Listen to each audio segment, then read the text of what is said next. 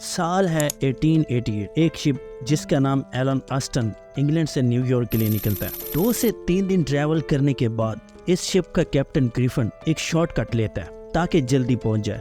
یہ shortcut Bermuda triangle کے پاس سے گزرتا ہے۔ برمودا کے پاس پہنچ کر کیپٹن کو ایک چھوٹی سی بوٹ نظر آتی ہے جو ادھر ادھر عجیب طریقے سے موو کر رہی ہوتی ہے۔ کیپٹن نے کمیونیکیٹ کرنے کی کوشش کی لیکن کوئی رسپانس نہیں آیا۔ کیپٹن نے کچھ لوگوں کو بوٹ کی طرف بھیجا لیکن سب یہ دیکھ کر حیران ہو گئے کہ بوٹ پر کوئی بھی موجود نہیں تھا۔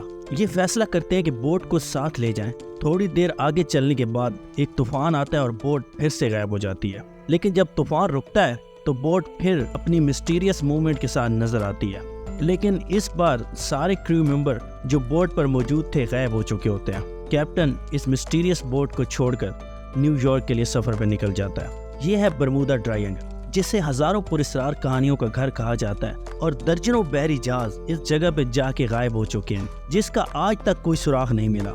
کچھ ریسرچرز کا ماننا ہے کہ برمودا ٹرائی اینگل شیطانی قوتوں کا گڑھ ہے، جس کے سپورٹ میں کچھ تھیورسٹ کو یہ بھی کہتے سنا گیا ہے کہ دنیا کے ختم ہونے سے پہلے دجال کا ظہور بھی اسی جگہ سے ہوگا۔ ایسے بے شمار مت برمودا ٹرائی اینگل کے بارے میں سنے گئے ہیں۔ آخر کیا یہ واقعی سچ ہیں؟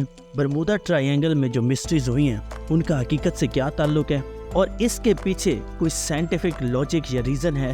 یہ سب اس ویڈیو میں جاننے کی کوشش کریں گے۔ Bermuda try angle north Atlantic ocean کے ویسٹ میں ہے۔ یو ایس اے کے اسٹیٹ فلوریڈا سے لے کر پورٹو ریکو آئی لینڈ سے برمودا کے بیچ میں ہے۔ اب چونکہ یہ تینوں مل کر ٹرائی اینگل بناتے ہیں اس لیے اسے کہا جاتا ہے برمودا ٹرائی اینگل۔ پہلی بار اس کے بارے میں 1950 میں یو ایس اے کے میڈیا میں ہلکی بات چیت شروع ہوئی، لیکن پہلی بار اس سے برمودا ٹرائی اینگل لوگوں نے تب بولنا شروع کیا جب وینسنٹ گیڈز نے ایک آرٹیکل پبلش کیا آرگوزی میگزین میں، جس میں انہوں نے انکشاف کیا کہ فلوریڈا کے پاس ایک جگہ ہے جو 3 پوائنٹ سے مل کے بنی ہے اور وہاں پہ کچھ مسٹیریس ایکٹیویٹیز ہو رہی ہیں، اور اس آرٹیکل کو نام دیا گیا دا ڈیڈلی برمودا ٹرائی اینگل۔ یہ جو برمودا ٹرائی اینگل کا ایریا تھا اس میں سب سے بڑی پریشانی یہ تھی کہ جیسے ہی اس ایریا میں جاؤ کبھی ریڈیو نہ چلے، کبھی کمپس خراب ہو جائے، الیکٹرانک ڈیوائسز کی ریڈنگز فلیکچویٹ کرنے لگ جاتی تھی۔ اس کے ساتھ ساتھ آسمان سے پلینز اور سمندر سے بحری جہاز جب اس ایریا سے گزرتے تھے تو یہ بھی غائب ہونا شروع ہوا، اور ان کے ساتھ پائلٹ اور کریو ممبرز بھی غائب ہو رہے تھے۔ حیرت کی بات یہ تھی کہ شپس کے غائب ہونے کے بعد ان کی ریک کا بھی کوئی اتا پتہ نہیں ہوتا تھا۔ سال 1945 5 دسمبر کو 5 فائٹر جیٹ کا ایک گروپ فلوریڈا سے ٹریننگ کے لیے نکلتا ہے۔ اس پورے گروپ کو فلائٹ 19 کا نام دیا گیا۔ ان کا ٹریننگ روٹ فلوریڈا سے چکن راک ایک جگہ ہے، وہاں پر بام ڈراپ کرنے کے بعد یہ گرینڈ باما ایک جگہ ہے، وہاں سے واپس فلوریڈا آئیں گے۔ ان کا سفر شروع کرنے کے 2 گھنٹے بعد اچانک سے موسم خراب ہو جاتا ہے۔ گروپ لیڈر فیصلہ کرتا ہے کہ واپس لوٹا جائے، لیکن جیسے ہی وہ کمپس نکالتا ہے تو کمپس خراب ہوتا ہے۔ گراؤنڈ ٹیم سے کمیونیکیشن بھی نہیں ہو پاتی اور یہ جہاز غائب ہو جاتے ہیں۔ ان کا جو آخری میسج تھا اس میں کیپٹن کہتا ہے کہ یہاں 100 فٹ پہ کچھ جلتا ہوا نظر آ رہا ہے۔ کرسٹوفر کولمبس کی بک میں بھی یہ چیز لکھی ہوئی ہے کہ جب وہ یورپ سے نکل کر برمودا ٹرائی اینگل کے پاس پہنچے تو ان کا کمپس خراب ہو گیا تھا،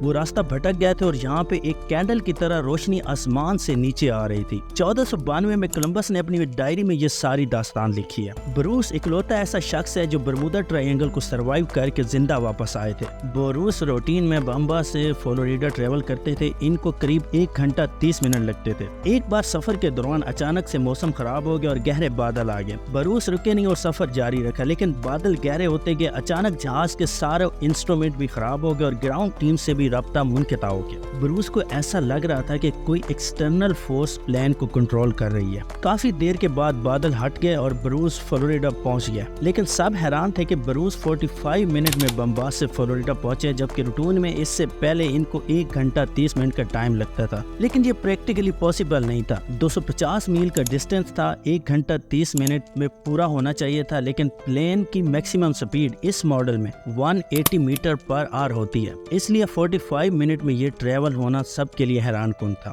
ایسے اور بھی بہت سے واقعات برمودا ٹرائی اینگل سے جڑے ہوئے ہیں جن پہ بہت سی موویز اور سٹوریز، آرٹیکلز لکھے جا چکے ہیں، لیکن اصل چیز اس ساری مسٹری کے پیچھے چھپے سائنٹیفک ریزن پہ بات کرنی ہے۔ دیکھیے ایسے واقعات میں ایک چیز جو آپ سنیں گے کہ کمپس خراب ہو گیا۔ دیکھیے جب آپ کمپس پہ نارتھ چیک کرتے ہیں تو وہ ارتھ کے نارتھ سے تھوڑا الگ دکھاتا ہے۔ ایسا اس لیے کہ ارتھ کے 2 نارتھ ہیں، ایک جو کمپس دکھاتا ہے میگنیٹک پول سسٹم کی مدد سے، اور ایک ایکچوئل جو ارتھ کی روٹیشن کی بیس پہ जिसे जियोग्राफिक पोल सिस्टम बोलते हैं। जियोग्राफिक पोल को हम ट्रू नॉर्थ भी कहते हैं, लेकिन अर्थ के ऊपर कुछ ऐसी जगह भी हैं जहां कंपास अपने मैग्नेटिक पोल के बजाय एक्चुअल जियोग्राफिक पोल का नॉर्थ दिखाएगा। जहां पे एक्चुअल नॉर्थ नजर आता है इसे हम एग्नोइक लाइन कहते हैं, और बरमूदा ट्रायंगल इन एग्नोइक लाइन का सेंटर माना जाता है। इसलिए यहाँ पर कंपास प्रॉब्लम करता है और कभी कभी खराब भी हो जाता है। फ्लाइट 19 के केस में भी रिपोर्ट में यही आया था कि ये एक ह्यूमन एरर और कंपास खराब होने की वजह से वो लोग रास्ता। दूसरी अहम साइंटिफिक वजह जो बताई जाती है यहाँ पे एयरप्लेन्स और बहरी जहाजों के गुम होने के लिए कि बरमूदा ट्रायंगल के एरिया में मीथेन हाइड्राइड्स, तो जब मीथेन का एरप्शन होता है तो वो पानी के साथ मिलके बड़े बड़े बबल्स बनाता है, जिससे पानी की डेंसिटी कम हो जाती है।